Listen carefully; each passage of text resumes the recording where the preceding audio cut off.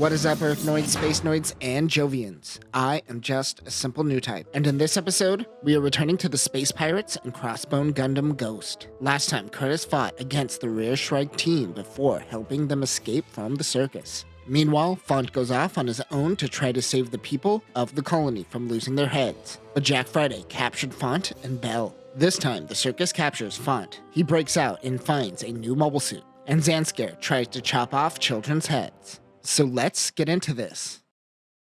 Font wakes up to blaring pain in his shoulder. He is surrounded by the circus. Quogray says, "Welcome to the cage, bitch." He asks where Belle is, but no one knows what he is talking about. He lies and says it is the voice of his AI system. They will need that as it is a shortcut to Angel's Call. He thinks it is just dates of a meeting between Aaron and Font's Kagati. It doesn't have that much value. He says to let the people go. But Kizo shows up on the monitor and says this is not a negotiation. This guy doesn't seem to be working with Font. Font thinks to himself. He knows that his parents got off planet with the help of the Space Pirates. So Kizo says he is going to start chopping kids' heads off in 6 hours. He decides to look for this Belle person he mentioned earlier, and they throw him with the other children. Jack beats him up a little bit and takes him to the kids, where Belle is with them. Jack says that he will not hesitate to kill mobile suit pilots, but he has no interest in hurting children. However, that doesn't seem to matter as Kizo wants to chop off their heads. He can get Belle out, but she won't leave without the other children. Font tells him to help him since he is so against this mission. Jack wonders what he planned to accomplish coming here. This reminds him that he is here to save the children. Ultimately, there is nothing he could do for them. However, when passing through the hangar to the children, Font saw a cloaked mobile suit called the Phantom. Jack says no matter what, don't touch that mobile suit. That one right over there, don't use it to save the children. Just don't do it. Don't. Jack leaves the room thinking he expects too much of this kid. They have to first find a way out of this room. Belle opens her stuffed bunny she is carrying. She says she always carries 7 tools. Let's see what we got. We got a mini saw, a mallet/hammer, a soldering iron, a crescent wrench, an Allen wrench, and pliers. Hello, my name is Belle. Welcome to my Everyday Carry YouTube channel. What's in your pockets, ladies and gents? Whip it out. They pop open a panel so he and Belle can find a way to free them all. He tells the oldest kid that he has to be brave and watch over the other children. He promises he will save them. While saying this, Font is thinking, I have no idea what I'm doing, and I'm making promises I can't keep. Also still doing the lip thing on the black people in manga? Only Mr. Popo is allowed to do that in a post-9/11 world. Font crawls out towards the cloaked mobile suit. It has been 5 hours. Font has been calibrating the mobile suit while also connecting to the networks to extract Harado. He is still in so much pain from his shoulder. Jack mentioned earlier that this Phantom has an operating system that can't be trusted. He uncloaks the mobile suit to reveal the Phantom. The EMS-TC02 Phantom Gundam was the second 1000 custom unit created by the team and is designed to be a trump card for Jupiter. It incorporates the Minovsky drive system and is designed to travel between Earth and Jupiter. It utilizes a mobile armor form when doing interplanetary traversal. This too follows the 1000 custom philosophy. It incorporates battle data from an Amakasa, and the Minovsky drive comes from a stolen F-99 by Callisto's Shadow. However, they never cracked the Minovsky craft technology and produced an inferior operating system. Like most Formula mobile suits, it has the biocomputer. The wings of light are referred to as phantom light, which emits a ghostly light gas. It only works for 15 minutes due to the failure of reverse engineering it, but it does produce an eye-field barrier. Other weapons include a flame sword which destroys eye fields, and the Butterfly Buster B, which is a slightly better version found on Ghost Gundam. Font blasts through the door. Soldiers shoot at the prototype Gundam. He uses the flame sword's hilt to block the door. Quo realizes that the Phantom has been activated. He blasts through the door where the kids are and packs them all up in a tarp. He enters into the colony where the balancer starts to act funky. He realizes that there are 2 operating systems in use here, one created by the Jovians and one made by SNRI for the F-99 that the Jovians couldn't crack. He has to figure it out. Jack Friday is getting drunk when he is informed that the children escaped and they have to sortie. On top of that, they have met a small resistance outside of the colony. He realizes that the children are safe. He is happy because now he could kill Font without worrying about the children. Yay?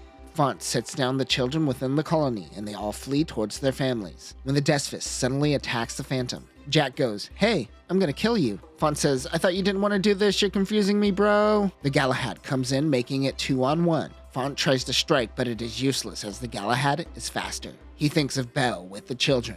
Earlier, she was playing with strings similar to Reese in F91. Just like F91, this makes Font realize that this is the pin pattern to activate the operating system. He is reminded that F91's biocomputer uses the same pattern. It isn't some complex algorithm that Jupiter could crack. It is something built into Earthnoid culture, a cat's cradle. Galahad is dragging the Phantom. Quo in the circus has rounded up the children and Belle once again. He has the guillotine ready. The bell tower chimes at the top of the hour. It is time to cut some heads off. Kizo announces to Neo Texas Colony that they will proceed to chop off some heads. Desperate, Font says he will join them. Kizo is happy, but he believes that true loyalty is bred out of despair. He wants to break him. The OS on the Phantom reboots. Even Jack Friday is uneasy about this. They grab a random kid.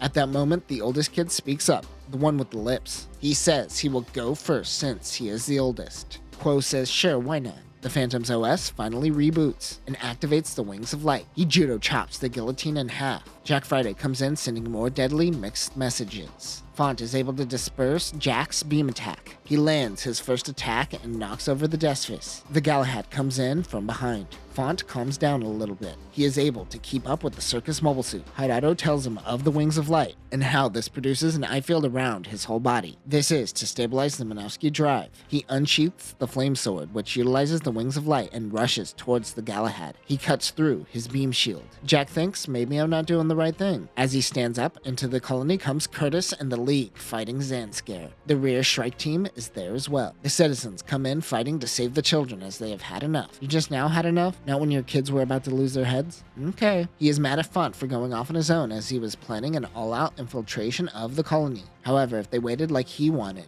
the kids would most likely be dead. The Galahad grabs the Phantom with its giant arm and throws him, but Font goes full throttle. He opens his face vent. Oh hey, this Gundam has a face vent like the other Formula Gundams. That wasn't mentioned in the breakdown. Thanks, Gundam Wiki, you asshole. Galahad swings him around, but he tries to fight it. He swings him around and breaks the tether to his giant arm. Font throws up from all the G's he probably just took. It is extremely hot in the cockpit. The Wings of Light are overheating. Everyone is down. Belle chases after the Phantom, but Gordon in the Galahad grabs a beam rifle and aims at the Gundam. Jack in the Desphis rushes in and tackles the Galahad before he could shoot. Then Curtis comes in and slashes at the cockpit. Jack realizes he just betrayed his teammate and goes to help Gordon. Gordon is coughing up too much blood. He is a dead man. Jack will end it swiftly for him. He says that he hopes Jack gets the death he deserves. The Desphis impales the cockpit and kills Gordon. The Black Victory Gundams come up behind him. They tell him not to move and capture his unit. Kizo's hologram head is still hanging out. Font grabs what remains of the guillotine and smashes it on the ground in front of Kizo. It's time for Quo to retreat. He snaps his fingers and the cloaked mobile chute shows itself. This is the Bailarina. The EMS-TC02 Bailarina is the antithesis to the Desphis and focuses on long-range attacks. Both legs contain a thin, variable speed beam rifle in what is called the Needle VSBR. Since output produces a smaller beam, it allows for longer time on the field. Like other VSBRs, they can have a high output while maintaining firing speed. But of course, they will eventually overheat. The legs are barely legs and would buckle under Earth's gravity. Other weapons are a beam rifle and beam blades mounted on the forearm. He fires the VSBR, but Font is able to deflect and disperse the beam blast with his eye field. The pilot, Roka, says this is only a fraction of his power, and he takes off. Font passes out from exerting himself too much. Curtis pulls him out of his mobile suit. While in a lucid state, he remembers Curtis's friend who wished for 100 years of peace. He says that is a worthy goal, worth living for, and makes it his personal goal as well. And that will do it for this episode. No more Zaku for Font, as he has stolen one of the most powerful mobile suits we have seen to date. The eye fields on some of these Crossbone Gundam mobile suits truly are like magical force fields. Font is all in on saving the world now that he has his armor. Next time, Jack Friday will stand trial. Font hires Jack as a mercenary, and the space pirates will go up against a mobile suit that looks like an umbrella/lion. But that will do it for now, new types. Remember, the whole killing the few to minimize the death in war mentality doesn't really work if you're trying to kill children. Peace.